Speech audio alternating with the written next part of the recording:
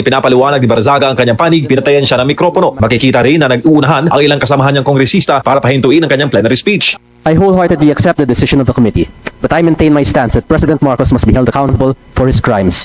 Too many people have died and too much money was plundered from the Filipino people for us to stand down now.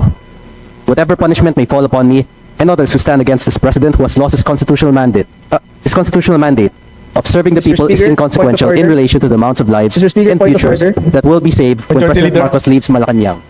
It took the deaths and imprisonment Point of order, Mr. Speaker. to bring Marcos Sr. to Point of order, Mr. Speaker. My punishment is only the beginning of our fight against the Mr. Speaker, may we recognize Chairman Abalos for the point of order. Ano po ba ang mas mabigat na kasalanan? Ang magmiyaw o ang magnakaw? Ano ba ang mas mabigat na kasalanan? Ang mag-video at mag-selfie at mag-post ng pagkadismaya sa gobyerno, ang isang batang congressman? O ang ginawang sistematikong pagnanakaw sa gobyerno? O at pagsimot sa mga bilyon-bilyong piso sa kaban ng bayan sa pamamagitan ng mga ghost projects? Honorable Leandro Lebiste is hereby recognized. Distinguished colleagues, ang boto ko ay no, hindi dahil perpekto si Congressman Barzaga, pero dahil questionable para sa akin na minadali natin itong desisyon dahil ngayong hapon lang natin nakuha ang committee report na ito at si Congressman Barzaga lang ang sinampahan ng kaso ng Committee on Ethics. Ang boto ko ay no, lalo na dahil inuuna natin ang kaso niya kaysa sa mga mas seryosong isyong kinakaharap ng isa sa mga kasamahan natin. Isang kapwa kong Batanggenyo na nandito ngayon na bumoto sa kaso ni Congressman Barzaga.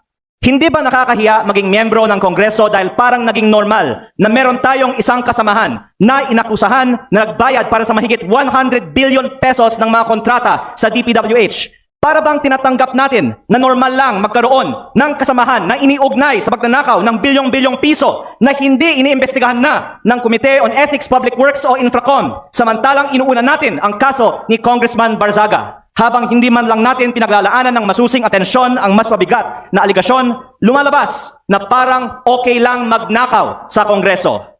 Nakatala na sa kasaysayan na sa gitna ng matinding kontrobersiya sa korupsyon, ito ang inuna ng Kongreso at parang lang walang mali sa ginagawa ng isa sa ating kasamahan at tayo mismo ay ngayon sumisira sa imahe ng Kongreso. Mahiya naman tayo.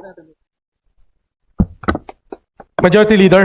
Mr. Speaker, I'd like to recognize the Honorable Marcoleta for his explanation of his vote. Honorable Marcoleta is hereby recognized. Mr. Speaker, distinguished colleagues, isang mapagpalayang hapon po sa ating lahat. I rise to place on record this manifestation of support for Honorable Francisco Kiko Barzaga and to express my strong opposition to any move seeking his suspension from this august chamber. From Voltaire's philosophy of tolerance and freedom of expression, this line is often quoted, "I may not agree with what you say, but I will defend to the death your right to say it." The independence of the legislature ensures that members may speak fully, frankly, and fearlessly on matters of public interest. Honorable Barzaga's statements directed at alleged corruption within the government falls within the fullest and most urgent category of political expression. To penalize him for raising concerns on corruption, which the Constitution itself mandates Congress to check, is to subvert the very principle of parliamentary privilege. Mr. Speaker, 2004 pa lang po, andito na po ako bilang Chief of Staff po ng aking ama. Nakita ko po ang mga oposisyon na grabe magtuligsa sa administrasyon. Nandyan po ang mga magigiting na miyembro ng Makabayan Bloc na sila sa Turo Campo, Lisa Masa, Joel Berador, na talagang magigiting na mga figura ng oposisyon. Pero hindi naman po sila naharap sa mga ethics case, gano'n man sila kaanghang magsilita laban sa administrasyon. My dear colleagues, Honorable Barzaga is seated in this chamber because the people of Dasmariñas City, Cavite, placed their trust in him as affirmed through the ballot. Article 6, Section 6 of the Constitution states that members of this House derive their authority exclusively from the electorate. Ano po ba ang mas mabigat na kasalanan? Ang magmiyaw o ang magnakaw? Ano ba ang mas mabigat na kasalanan? Ang mag-video at mag-selfie at mag-post ng pagkadismaya sa gobyerno, ang isang batang congressman? o ang ginawang sistematikong pagnanakaw sa gobyerno o at pagsimot sa bilyon-bilyong piso sa kaban ng bayan sa pamamagitan ng mga ghost projects. Ang mga posts ni Kong Miao ay mistulang alingaw-ngaw lamang ng saloobin ng nakararaming mga Pilipino. To impose the penalty of suspension is to overturn the sovereign choice of the people. That remedy is reserved only for conduct so reprehensible and destructive of the institution that it overwhelms democratic legitimacy. No such circumstance exists here. Honorable Barsaga's only act was to express his views regarding corruption in government, a matter of public concern central to democratic oversight. Let not the House of Representatives be weaponized against its own members. Thank you very much, Mr. Speaker. Majority Leader. Mr. Speaker, we'd like to recognize the Honorable Congressman Nazal to give his explanation of his vote. Honorable San Fernando is hereby recognized. Thank you, Mr. Speaker.